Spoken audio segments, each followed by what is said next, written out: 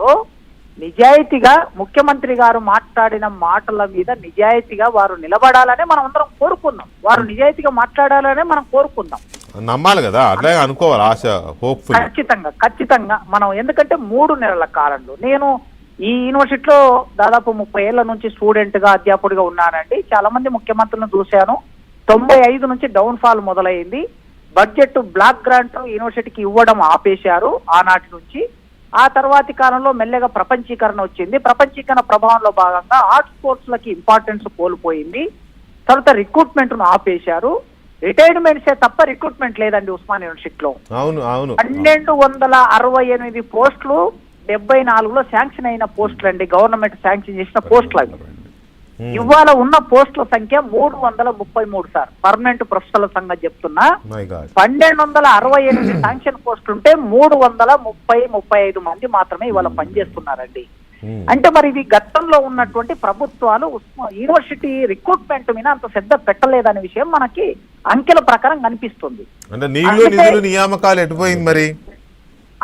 అందుకే ఈ ప్రశ్న మనకు వస్తుంది, వెంట ఈ ప్రశ్న వస్తుంది. నేను గతంలో ఒక 2 సంవత్సరాల కిందట ఫిబ్రవరి నెలలో ఒక చిన్న ఎఫర్ట్ పెట్టానండి. ఏం ఎఫర్ట్ పెట్టానంటే, అసెంబ్లీ నడుస్తూ ఉన్నది. అసెంబ్లీ నడుస్తున్నప్పుడు రిక్రూట్మెంట్ మీద ఒక చర్చ జరుగుతుందేమో అనే ఉద్దేశంతో నేను ఆర్ట్స్ కాలేజీ ముందు ఒక బ్లాక్ బోర్డు పెట్టుకొని ఒక 200 మంది విద్యార్థులను బయట గుర్తుపెట్టుకొని లోపల చెప్పే పాటని బయట చెప్పానండి. నాకు గుర్తుంది అది. ఎస్ బయట చెప్తే నా వీణ 2 కేసులు పెట్టారండి. ఇప్పుడు నేను నెలలో 2 సార్లు కోర్టుకు వెళ్తున్నా. నేను ఏమడిగానండి, నేను అయ్యా మాకు రిక్రూట్మెంట్ చేయండి, మా పిల్లలకి పాఠాలు చెప్పే వాళ్ళు లేరు అని అడిగారు. అడిగితే నన్ను తీసుకెళ్లి రాత్రి 2 గంటల వరకు పోలీస్ స్టేషన్ లో నిర్బంధించి 2 కేసులు పెట్టి మీరు బతుకున్నారు కాసిం గారు, సంతోషించాలి. ఏపీలో అయితే మాస్క్ అడిగిన పాపానికి చంపేశారు. అంతకుముందు సంవత్సరం ముందు నన్ను తీసుకెళ్లి జైల్లో పెట్టారు. అందరికి తెలుసు. 5 నెలలు జైల్లో ఉండి రాజద్రోహం కేసు అయితే యూఏపీఏ కేసు పెట్టారు నా మీద. 5 నెలలు జైల్లో ఉండి వచ్చాను. రాజులు ఇంకా ఉన్నారా దేశంలో? రాజులు, రాజ్యాలు.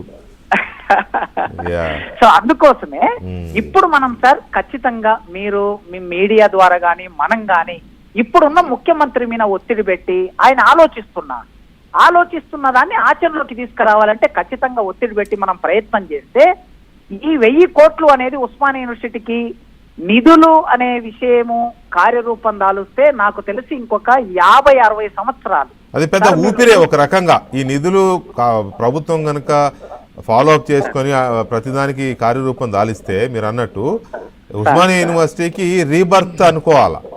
Exactly sir. ఎవరు మన నైజాం గారు గుర్రాలను కట్టేయడం కోసం వేసుకున్న కొట్టాల లాంటి రేక్ షెడ్ లో ఇప్పుడు హాస్టల్ నడుస్తున్నాయి.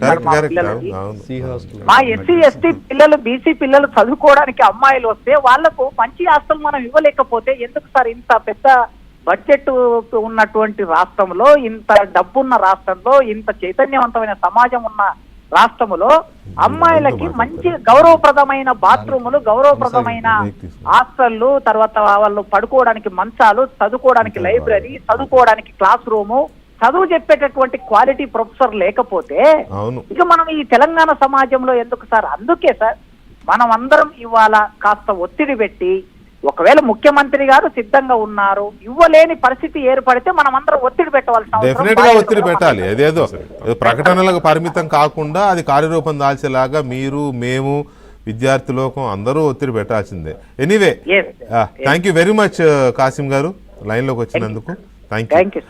ఇక మనం ఈ సమ్మిట్ జరిగింది. సమ్మిట్ 5 లక్షల